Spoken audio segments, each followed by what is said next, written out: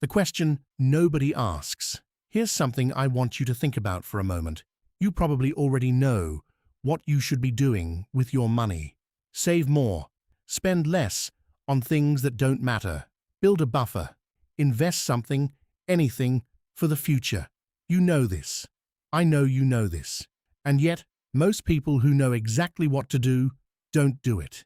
Not because they're lazy, not because they don't care, but because something much quieter is happening underneath the surface.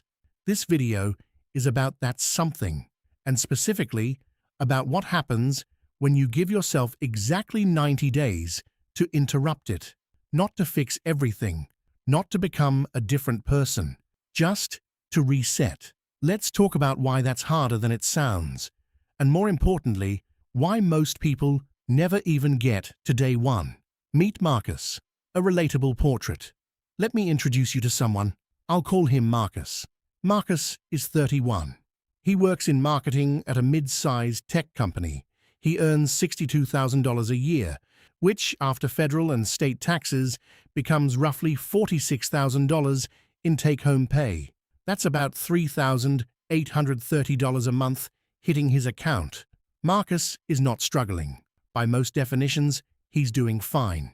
He has a job, he has an apartment, he owns a car, he goes out on weekends, he has a Netflix account, a Spotify account, and a gym membership he uses about twice a month. And yet, at the end of every month, Marcus has almost nothing left. Not because anything went wrong, just because nothing quite stopped. Take-home pay, $3,830 rent. One-bed apartment, $1,350. Car payment, plus insurance, $540. Student loan minimum, $280. Groceries plus subscriptions, $390. Dining, social, miscellaneous, $620. Leftover $650. $650. Which sounds like something. But Marcus also has a credit card with a $2,400 balance he's been carrying for 14 months at 22% interest. So each month, roughly $44 is quietly added to what he owes before he spends a single dollar on anything new. He's not in crisis.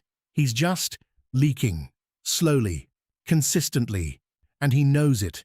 He's known it for a while. So why hasn't he done anything about it? The hidden mistake, the gap between knowing and starting. The mistake Marcus is making isn't a spending mistake. Not really. It's a timing mistake. Every time Marcus thinks about his finances, really sits down and thinks about them, he comes to the same conclusion. I need to sort this out, but not right now. Right now isn't a good time. Maybe after the holidays, maybe when I get my review, maybe once things settle down a bit. There's a term for this in behavioral economics. It's called present bias. It's the tendency to overvalue what's happening right now, the comfort, the convenience, the not having to think about it, and to discount the cost of that same choice in the future. It's not irrational. It's actually a deeply human response. The pain of changing your spending is immediate. The benefit is distant. So the brain treats the future version of Marcus, the one who needs money, as if he's someone else's problem. And here's where it gets expensive. Balance carried $2,400, annual interest rate 22% monthly interest charge, approx. $44. Interest paid over 12 months of inaction, $528. After 3 years, total interest added $1,584 plus. That's $1,584 in 3 years. Not for anything new, not for a trip, a dinner, an experience, just for the privilege of not dealing with it yet. And this isn't rare. This is the default. Across the United States, the average credit card balance per household sits above $6,000. In the UK, it's over £2,000. In Germany and France, where credit card culture is less embedded, the equivalent cost often shows up in car financing. 7%, 9%, sometimes 11% interest rates on vehicles that depreciate 20% in their first year. The number changes. The mechanism doesn't. The psychology, Why identity makes it harder. Here's the part most financial content skips over because it's uncomfortable to say. For a lot of people, Marcus included, spending isn't just spending. It's a signal to themselves and to the people around them. The apartment in a decent neighborhood, the car that feels appropriate for someone his age and income, the dinners out, the weekend plans, the wardrobe that says, "I'm doing okay." These aren't frivolous choices. They're identity choices, and when someone suggests you change them, even when that someone is you, it doesn't feel like a financial conversation. It feels like a threat to the version of yourself you've been constructing. This is why the 90-day reset is hard. Not because the math is complicated. The math is simple, but because changing how you spend means temporarily changing how you present yourself to the world. And most people aren't willing to do that without a very clear reason. The research on this is consistent.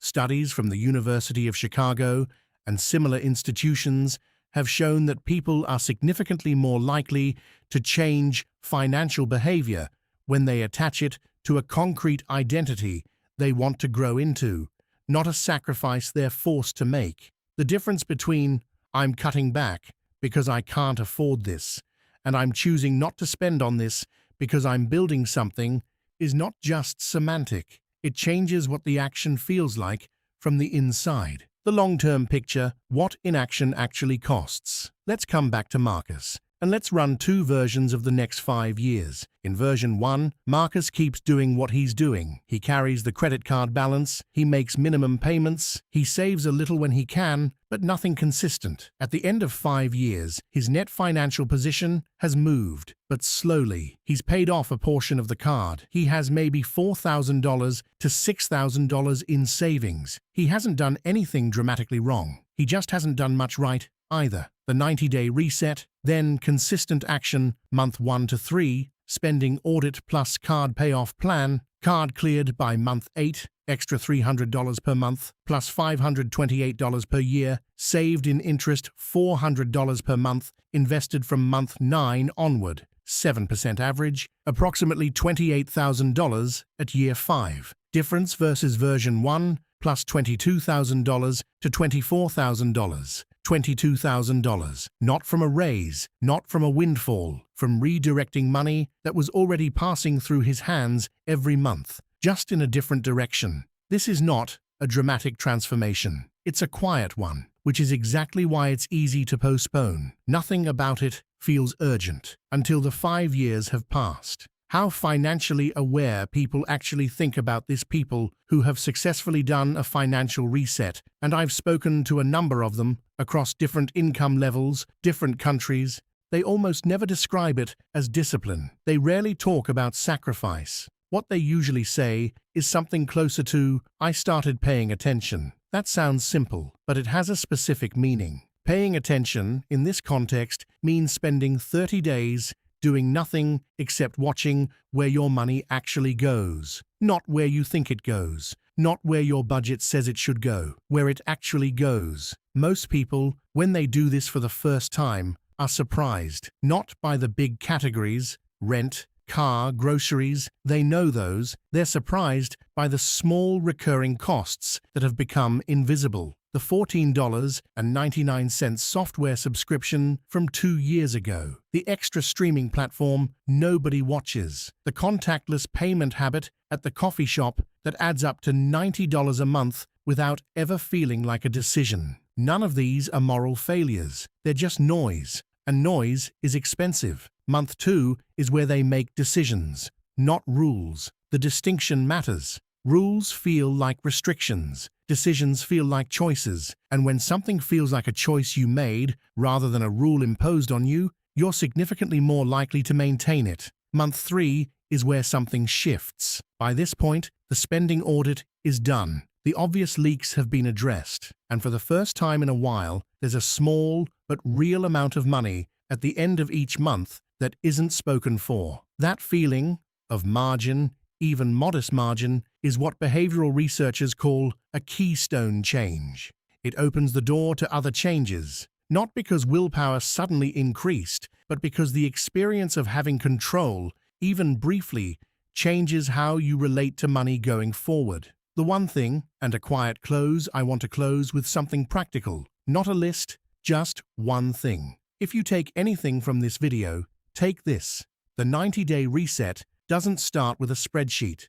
It doesn't start with a new bank account, or a budgeting app, or a decision to stop eating out. It starts with a single act of attention. Open your last 3 bank statements, not to judge anything, not to fix anything, just to look, to actually see, in cold numbers, what the last 90 days looked like. Most people don't do this, not because it takes long, it takes maybe 20 minutes, but because looking feels like a commitment to do something about it, and that commitment feels heavy before you're ready. But here's what I've observed. The people who look, even when they're not ready, are almost always more ready than they thought. The numbers aren't as shocking as feared. The problem is usually smaller than the anxiety around it, and the gap between where they are and where they want to be turns out to be measurable, which means it's crossable. 90 days is not a long time. In the context of a financial life that will span 30 or 40 more years, it's almost nothing. But it tends to be the window in which people go from knowing what they should do to actually doing it. The reset isn't the destination. It's just the start. If you found this useful, subscribing is the easiest way to see the next video when it comes out. That's all. Take care.